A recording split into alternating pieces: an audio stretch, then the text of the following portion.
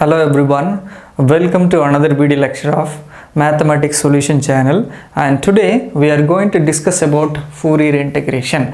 How to derive Fourier integral theorem from the Fourier series. This is what we are going to discuss today. And before getting to the derivation, we must recall what is the Fourier series and when the Fourier series will be exist. That is very important thing, right? So we all know that when the Fourier series will be exist, a function f of x is said to be periodic, right? F of x is said to be periodic P if f of x plus np is equal to f of x, where that n is equal to 1, 2, 3, all these values, or in general we can write n belongs to the set of all natural numbers, capital N. That means f of x is periodic function, then that f of x can be expressed in terms of Fourier series. Suppose if f of x is not periodic, we cannot express that f of x into Fourier series. Then what to do with that?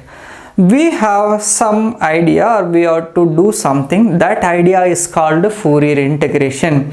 When the Fourier integration will be exist by using Fourier theorem or Fourier series, it must satisfy some three important conditions. The conditions are: first thing, f of x must be piecewise continuous. F of x must be piecewise continuous in the interval minus L2 plus L, minus L2 plus L. And second condition, f of x must be absolutely integrable. So f of x must be absolutely integrable, that is minus L2 plus L modulus of f of x dx will be exist. And third condition, that x belongs to the real number capital R, then the right hand side and left hand side derivative must be exist, right? So these are the three conditions must be exist to derive the Fourier integration. Now we'll do what is the how to derive the Fourier integration from Fourier series. Now we'll recall the Fourier series definition, that is, let us take f L of x is equal to a naught by 2 sigma n is equal to 1 to infinity a n cos n pi by L into x, sigma n is equal to 1 to infinity b n sin n pi by L into x, where a naught, a n and b n are called constant, Fourier constant, right? Now what is the a naught value? A naught is equal to 1 by L integral minus L to L f of x dx. What is the a n? It is 1 by L integral minus L to L f of x cos n pi by L into x into dx. And bn is equal to 1 by L integral minus L to L f of x sin n pi by L into x dx. Now substitute a naught, a n and bn value in the Fourier series. What we will get?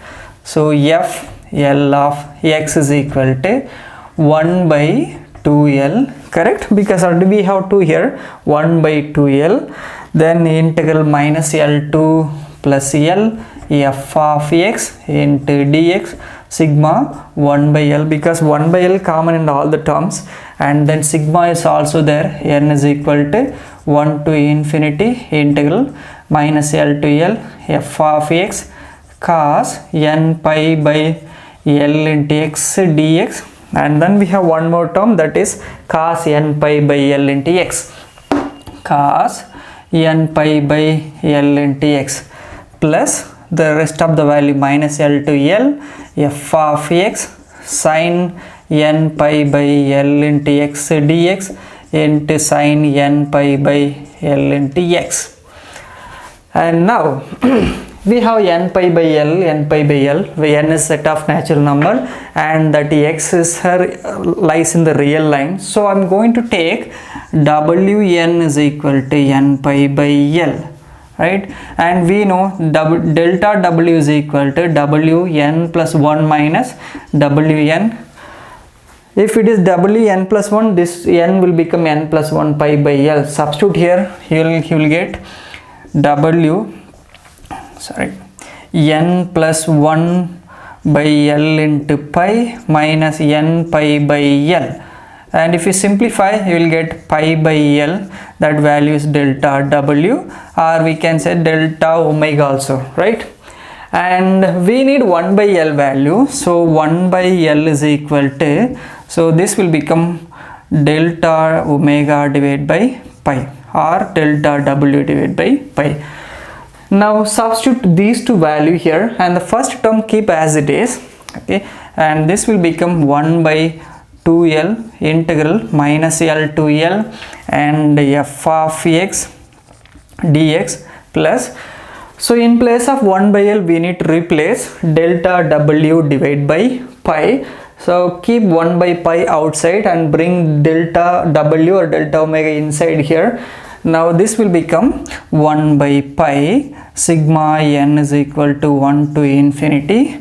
We have integral minus L2 plus L, or we can write this term as a first one, and this will become cos n pi by L will become Wn or omega n into x, and then integral minus L2 plus L f of x cos n pi by L will become Wn into or omega n into x into dx plus, then remaining values sin omega n x minus L2 plus L f of x sin omega n into x into dx, and this is the second value.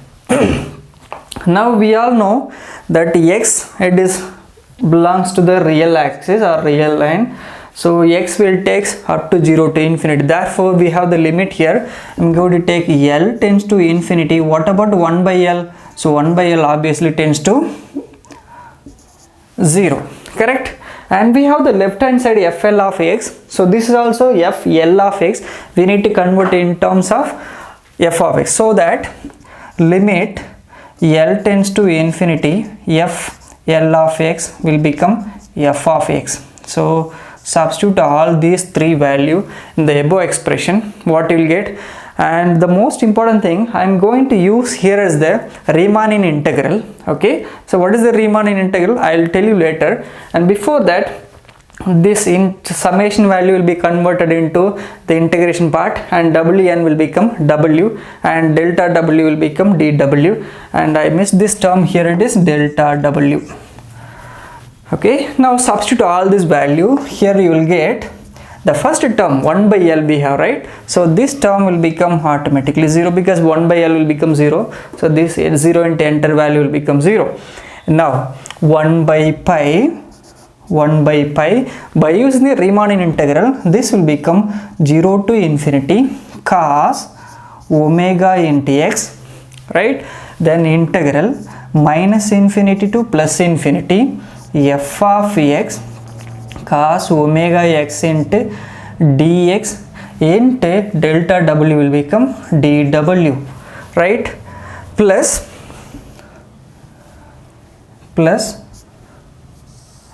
0 to infinity, then sin omega x integral minus infinity to plus infinity f of x sin omega x into dx into dW.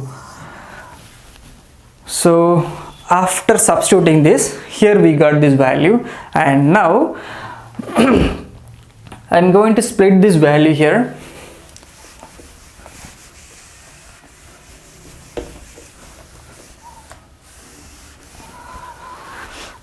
One by pi, so which will give, that is f of x by the above expression. So this will become f of x 1 by pi integral 0 to infinity cos omega x integral minus infinity to plus infinity f of x cos omega x into dx into d omega plus 1 by pi integral 0 to infinity sin omega x integral minus infinity to plus infinity f of x sin omega x dx into dw.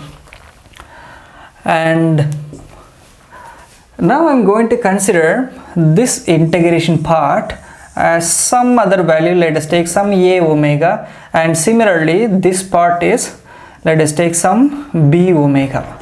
So what we will get here now, which is equal to 1 by pi integral 0 to infinity, correct, a omega into cos omega x into dw plus 1 by pi integral 0 to infinity bw or b omega of sin omega x into dw, and this expression is called Fourier integration. And now we need to write what is the aw or a omega and b omega here, where a omega is equal to integral minus infinity to plus infinity, right, f of x cos omega x into dx. Similarly b omega is equal to integral minus infinity to plus infinity f of x sin omega x into dx. This is the value of a and b, and this is how we can derive the Fourier integration from the Fourier series. Now I'll explain what is the Riemann integration, right? Already I told you that x is lies in the real line. Let us take the function, let us take some g here. I have some delta value, right, delta w, here is some delta w, okay, and this point is a delta w, up to it will continue infinity, and corresponding function of this delta w here is this point, and second one here is this point, and similarly third one up to here, and just join all these corresponding functions of the delta w, and we need to find the area of each line, right? So here is another region and here is another region. Now we need to cover the entire function, and we need to find the area of the entire strips, right? So if I bring that delta w tends to 0, this area, all this area will cover towards to the y-axis, or which is closer to the y-axis. Therefore this summation will become the integration 0 to infinity. Therefore 0 to infinity will get it instead of the summation, and that wn will become w, we can write it. So this is how we can apply the Riemann integral here, and then this is the derivation of Fourier integration.